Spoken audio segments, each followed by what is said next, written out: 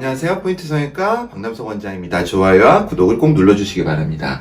오늘 보실 전후 사진은요, 남자분이신데요. 사실 제가 처음 개업했을 때만 해도 남자 환자분이 한 달에 한 명 오시는 경우가 드물었습니다. 1년에 정말 몇 분을 수술했고요.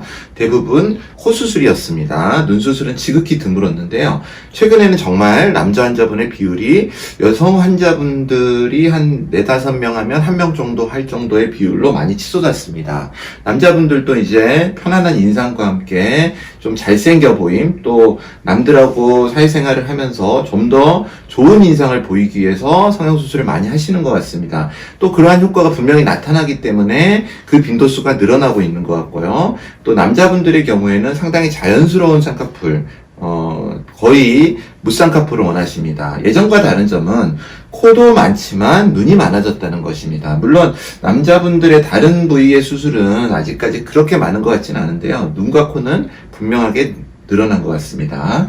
오늘 보실 분도 남자분이신데요. 눈이 많이 이렇게 이제 처진 느낌을 주면서 뭔가 굉장히 날카로운 느낌을 주게 됩니다. 눈 사진만으로는 조금 애매하긴 한데요. 실제 얼굴을 보면 이렇게 째진 눈, 예전에는 저희 부모님도 마찬가지였고 남자가 째진 눈을 가지고 좀 날카롭게 보이는 인상을 선호하는 것 같았습니다. 하지만 지금은 뭐 남자 아이돌도 그렇고 대세가 약간은 부드러운 느낌의 눈, 그러니까 여자들처럼 완전히 크지는 않지만 눈이 이렇게 째진 눈보다는 좀 부드러운 느낌을 주고 편안한 느낌을 주는 눈이 더 선호되는 것 같습니다. 거기에 맞춰서 남자분들도 그러한 인상의 수술을 원하시는데요. 남자분을 저는 절개하는 경우가 많지 않습니다. 꼭 필요한 경우에는 절개를 하는데요. 그렇지 않은 경우에는 최대한 해도 지방을 제거하기 위한 부분 절개 정도 선에서 끝냅니다. 우리가 수술에서 10점이 만점이라고 한다면 10점을 맞기 위해서 성형수술을 꼭 하진 않습니다. 10점을 맞기 위해서 포기해야 될 더 많은 것들이 있을 수 있습니다. 절개라고 하자면 흉과 부자연스러움, 또 남자분들은 사회활동을 많이 하는데 사회활동의 빠른 적응의 문제, 이런 것들, 여러 가지 또 남들의 인식, 아직까지는 많아졌지만 남자가 무슨 성형수술을 해? 그런 인식도 좀 있는 것 같습니다. 그래서 그런 인식들을 좀 피하는 방향이 돼야 되는데, 이렇게 10점을 맞기 위해서 수술을 하다 보면 수술의 결과에만 치중한 나머지 그 부수적인 어떤 잃어버림, 손실이 따라오게 돼 있습니다. 그래서 보통 남자들은 7점, 8점이면 만족을 해야 된다고 생각하고 여자분도 사실은 마찬가지입니다.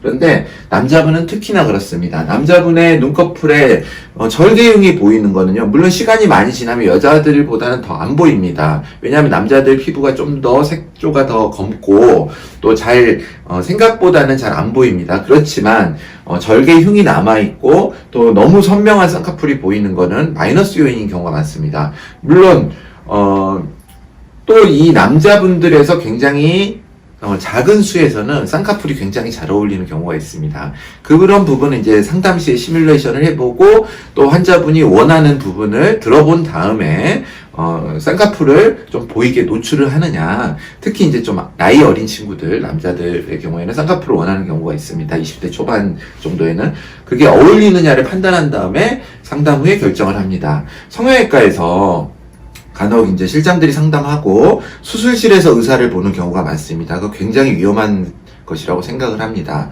충분히 상담을 하고 환자분이 원하는 게 뭔지, 환자분이 원하는 니드가 뭔지를 꼭 알아야 됩니다. 물론 그 니드를 100% 달성할 수는 없습니다. 신이 아닌 이상 만들 수도 없고요. 근데 최소한 그 니드를 알아야지 엉뚱한 결과로 나오진 않아야 됩니다. 그런데 사람이 다른 사람의 마음속에 들어갈 수 없기 때문에 제가 환자분의 마음을 알 수가 없습니다. 대화를 하기 전에는요.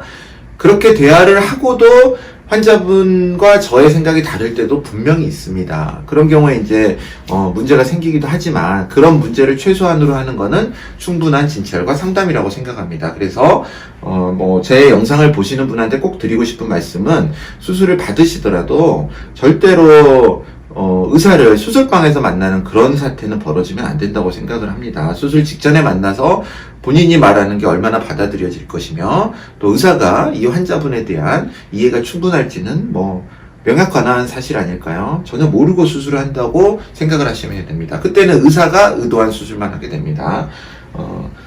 그러한 거를 꼭 주의를 하시고요. 여하튼 남자분의 수술을 할 때는 저는 가급적 속 쌍꺼풀을 하면서 특별히 라인이 보이지 않게 하고 눈을 좀 키우면서 이런 재진 눈들은요, 눈을 좀 부드럽게 보이는 방향으로 수술을 하고 있습니다. 환자분은 비절개로 수술을 했고요.